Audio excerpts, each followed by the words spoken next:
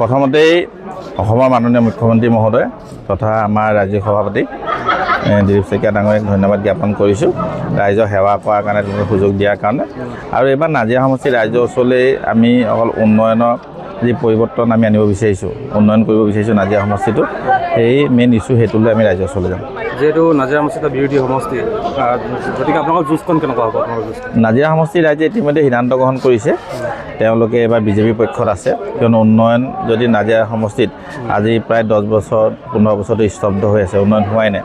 গতিকে সকলো নাজিৰাবাসী ৰাইজে উন্নয়ন বিচাৰিছে গতিকে সকলো ৰাইজ আজি ভাৰতীয় জনতা পাৰ্টিৰ পক্ষত আহি তেওঁলোকে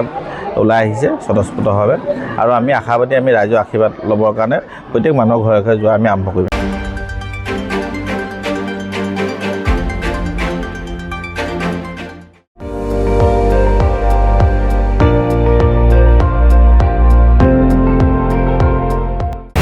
আপুনি চাই আছে ND24